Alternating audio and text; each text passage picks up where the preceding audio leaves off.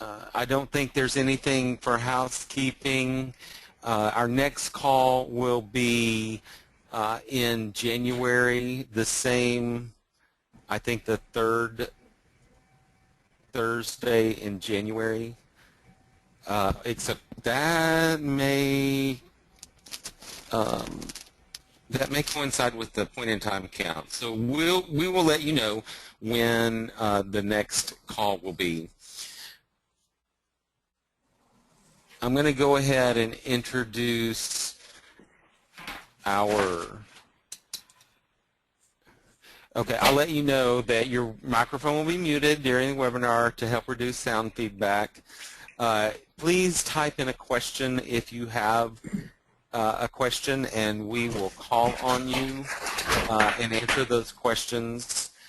And Craig is recording this, and he will send it out to all of us in the next several days. So thank you, Craig. I'm going to introduce Jesus de Leon Serratos, who is our HMIS manager and head guru of all things HMIS in this office, and get him to talk to us about data sharing for the greater good. Jesus, take it away. Hi, everybody. I'm just trying to change in here to show my screen. Hold on one second. Thank you very much, Ken, for the lovely introduction. I'm excited to be here. Let me know when you can see my screen. I think you can see it now. All right, well, the theme today is data sharing for the greater good, security, confidentiality, and all that jazz. I'm going to be touching some points. Some of them you might be already familiar with. Others, maybe you were familiar with them, but I'm going to try to reinforce some important information, some important aspects of why it's important to share, why it's important to take precautions to have take care of the data. I got a message that my screen is black. Let me see. One second. Can anybody else see my screen, or is it just black right now?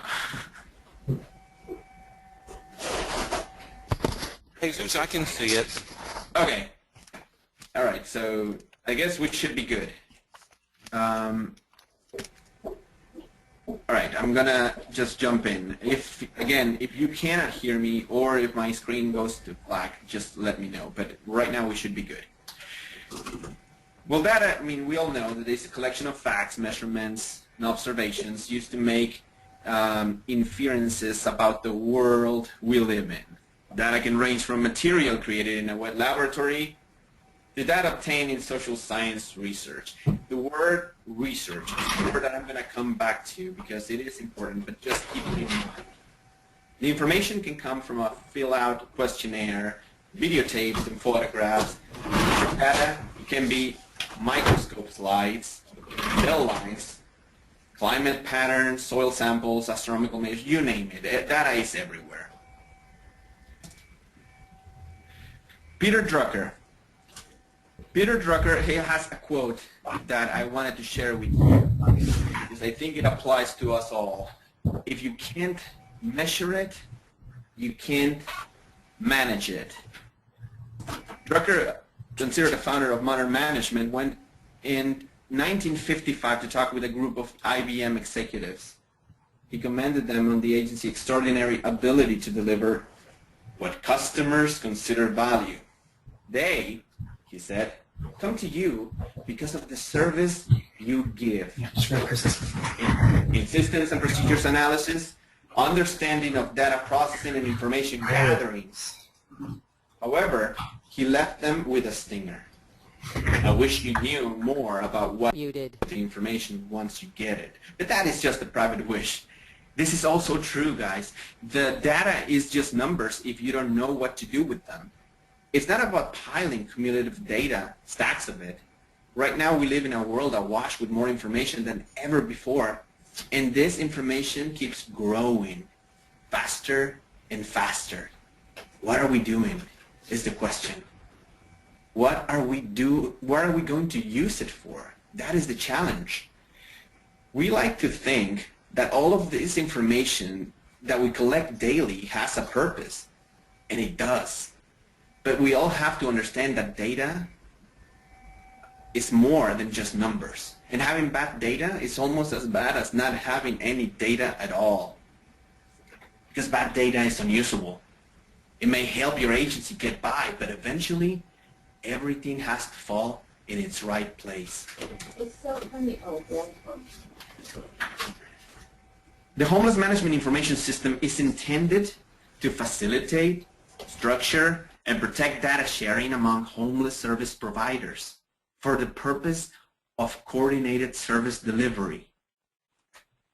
Now this seems simple enough, but when it comes to data sharing, nothing is simple. What are we going to do here today? To share or not to share? I'm going to discuss various levels of data sharing, including pros and cons. I'll dip a little into what is private and what is confidential, baseline requirements, but most importantly, the importance of having a data quality plan. Privacy versus confidentiality. This is useful and helpful to know the difference between the two of them. Privacy is about people. Privacy is the control over the extent, timing, and circumstances of sharing oneself with others. This could be physical, behaviorally, intellectually. For instance, a person might not want to be seen entering a place that might stigmatize them. Like, I don't know, like visiting a Planned Parenthood to say something. That is private. Confidentiality is not about people. It's about identifiable data. Confidentiality pertains more to the treatment of information that an individual has disclosed in a relationship of trust. And all the implications and expectations that it will be not divulged to others without permission in ways that are inconsistent with the understanding of the original disclosure. During an informed consent process, subjects must be informed of the precautions that it will be taken to protect their data. Also who will and or may have access to it.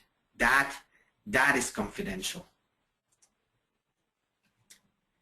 This is why it's important to talk about baseline security requirements. A lot of people sometimes say that, well, you know, just provide me a password. I want to go into an HMIS. I have experience with database. I've done this before. Yes, we do understand that there's a lot of people that are fairly capable of operating the database, but this is not about that. This is not about them. There are some baseline security requirements that have to take place in order to protect this data and to prevent leaks or misuse of it. User identification, that is fairly common. I mean, every user accessing HMIS must have a unique username and password, and this password should not be shared, period. Our system even allows us to only reset passwords. It doesn't store them. If our users ask, we can provide it, not because we're mean, but it's a safety measure. They can reset them themselves as well, and it has to change often. Some systems require a new password monthly. Luckily, we don't do it monthly, but we do it also often. You have to have your BIOS protection. I mean, that's a no contest over there. Encryption. This is useful. I mean, every time you're sending sensitive data, this is the responsible thing to do. I mean, you will ask the same if it was your information traveling through the network. The firewalls, public access monitoring. I mean, about multiple access, an individual user account should not be allowed access to HMIS from multiple workstations on the network at the same time. And this one, I know it's easy to think like, well, you know what, we're in the same office, I trust this guy, I have a lot of data entry, maybe my assistants or my intern can help. Don't get me wrong. If you need help, get help. However, not like this. Get help in some other area. Sometimes when I'm training new users, I get the feeling that I'm providing some sort of TABC certification. Only the risk here is not serving alcohol to minors, but mismanaging clients' data. We need to make sure our users understand the risk of sharing an account. When it comes to other people's data, we have a responsibility of being ethical. Location control, backup recovery. I mean, even if you're using your iPod or your phone, because now you can do that in some systems, you still have to make sure that you're using the right standards to do it. Now, these are some privacy requirements as well. A lot of these requirements are based on common sense, but there is nothing more deceptive than an obvious fact. So I'm going to read some of them in here for you. Must comply with other federal, state, and local confidentiality laws. I mean, that's pretty self-explanatory. Must comply with limits to data collection. It only have to be relevant, appropriate, lawful, and specified in the privacy notice. Must have a written policy, privacy policy, and posted on the web. So on client consent, in reality, it is not about whether or not you can collect and maintain data on all the clients you serve and the services you provide them with. It's about what you do with data once you have it. Whether the data is in a computer system or in a paper system, it doesn't matter. You still have to be careful. You can require a written consent for each client before you can input their data in your HMIS, but be cautious about this one, because that policy will inherently mean that not all clients will get to put not all clients will get put into HMIS, and this affects your client counts, your data quality, and hence your ability to report accurately. In general, CoCs use the informed consent that is implied in the simple privacy notices. We also use consumer notices, for example, that needs to be available to read when the client is in the office. Data sharing. Each HMIS is different, but the core remains the same. When it comes to sharing private information, you can never be so careful, mostly because you're dealing with real information. Isn't it ironic that the same information that can be used to do good can be also used to do so much damage? Luckily, HMIS is more secure than traditional paper records. For instance, our system has several built-in security protocols. First, a multi-level permission structure governed by passwords. Password allows users to see only the data that is relevant to their organization, for example. But still, the client has the right to opt out, and that's fine. What you can see here in this picture, you see when a client gets entered, depending on the level of sharing that your agency has, you can share across network. You can just share with your MOU, with your Memorandum of Understanding. And this comes, if your agency, for example, has a PATH program, for example, that information is confidential, so you can only share other information from other PATH programs that are similar to yours. Also, if the client decides to not go in, you can also have the right to just collect the data and restrict that information just to be used within your organization. They need to know, and I'm talking about your clients here, that by sharing this information with your agency, this helps. It helps identify other services or programs he or she might be eligible for.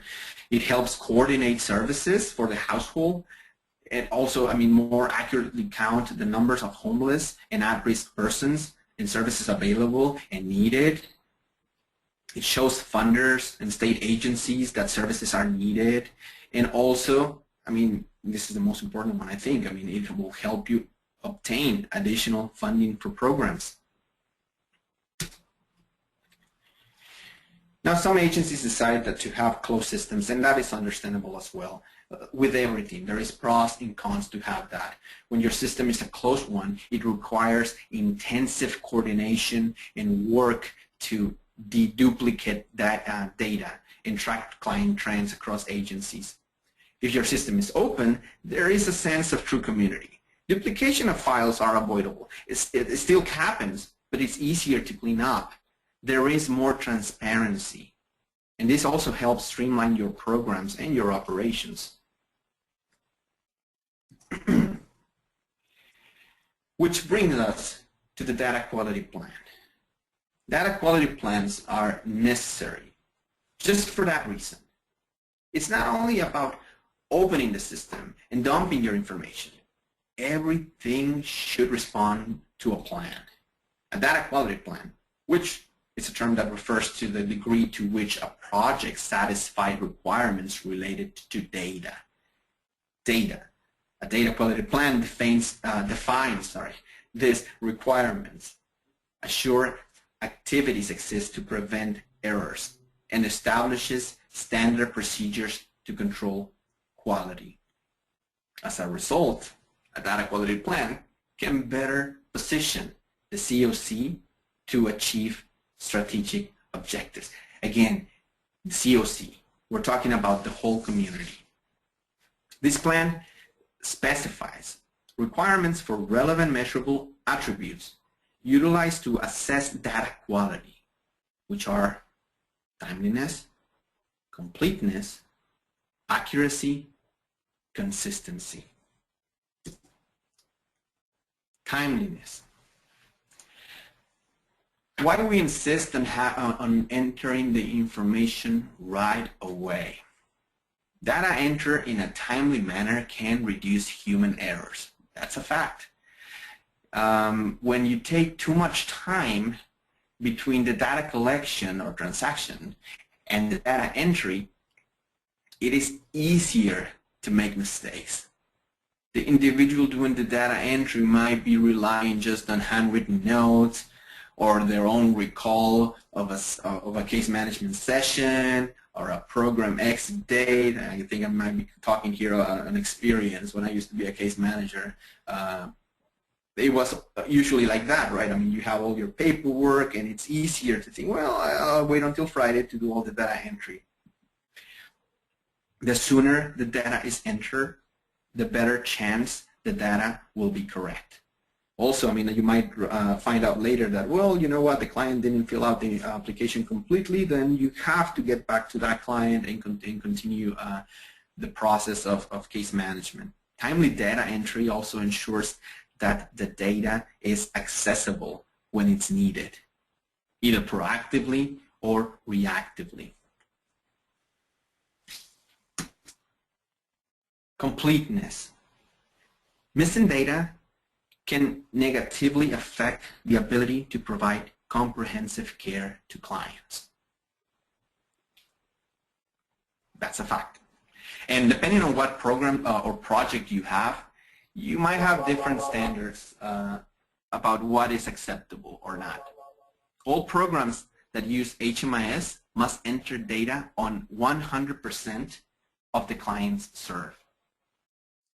While client doesn't know or doesn't have, or a client refused to answer eligible responses to individual client intake and assessment questions, the CoC defines acceptable rates for the total unknown responses at the program level based on data elements and program type considerations. Accuracy. I had here a quote also from Wyatt Earp. I find it really funny. Fast is fine, but accuracy is everything. All data entered into the CoC's HMIS shall be a reflection of information provided by the client, as documented by the data collector or otherwise updated by the client and documented for reference. Recording inaccurate information is strictly prohibited. I mean, again, I feel like I'm preaching to the choir. You guys know all this already. But it is important to remember, especially, I mean, in cases where you have new staff, to remind them, like, this is common practice. This is how we should be doing this to prevent mistakes. In some cases, it is permissible to enter clients' data under an alias, for example, if they don't feel comfortable sharing their information. However, if this occurs, it is preferable to have that specific file be not shared. You can have it just across your own organization to prevent mistakes. Consistency. Again, one more quote in here, and probably this is the last one. Consistency is contrary to nature, contrary to life. The only completely consistent people are dead. There you go, Aldous Huxley there. But don't listen to him on this one. Instead, remember that across professions, consistency is a direct product of work ethic. Consistency refers to the standards and uniform practice for implementation, data collection, and data entry across all programs in the HMIS. Inconsistency hinders an agency's ability to satisfy requirements as they relate to timeliness, completeness, and accuracy. So all in all, everything is just gears on a machine. Everything serves for the greater good. Most policies are in place to help us do our job better. Overall, I like to think that this data, the data we collect, the data we protect and share, is our research data. Again, I would come back to research. We are social researchers. In a way, we follow and identify trends, and thanks to our findings, we are able to make changes. Research data. Think about it. What do you do with research data? What is it good for?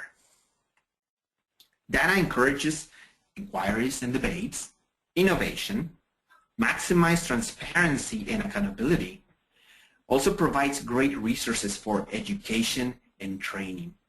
We could go on, but that's all the time I have. I hope I didn't bore you, and that this will help understand a little why sometimes we, HMIS leads, insist so much on the importance of these numbers. These numbers hold the fate of our programs, and their sustainability depends on them. So I will say this to finish my session. Long live the data. Thank you very much for your time.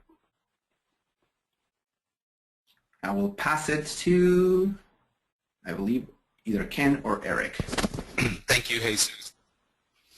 Thank you, Jesus. That was very good. I really appreciate the things you had to say. Just real quick, will you put the agenda back up? I think you have control of them. Does anyone have any questions?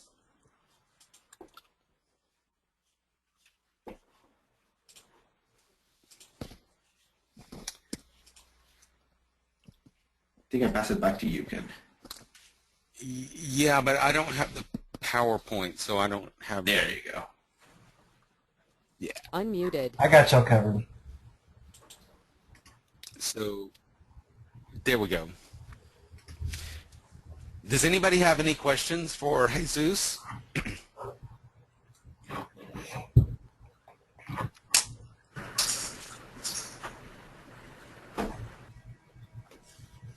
Everybody's unmuted now, so you can talk. Well, once again, thank you, Jesus, for that very informative and entertaining talk. General updates. I gave a little bit of update right at the beginning. We're very excited. I want to just say that we we contracted with the Cleveland Mediation Group to do a 2-day diversion training in several spots around the balance of state. And I want, I've been getting feedback that that is a very, very good training, and there have been people from other CoCs attending, and that's wonderful. We're always glad to have to share whenever we can.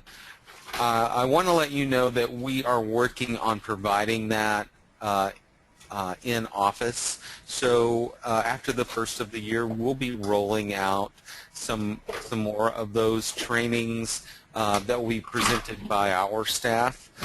And so if you have a need or you want this in your community, please contact us at training@thn.org and tell us that you want it. That will help us generate more data about when and where we can do this. And there will be a cost associated with it, but we will of course try to make it as affordable as possible. Does anyone else have an update from your local CoC?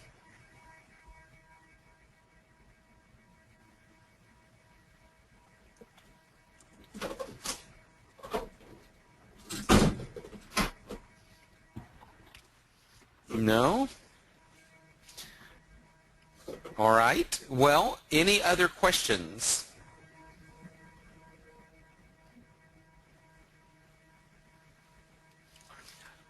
So we will get in touch with all of you sometime between now and January about the topic for the January call. If any of you have a burning issue that you want to see us talk about, please let us know.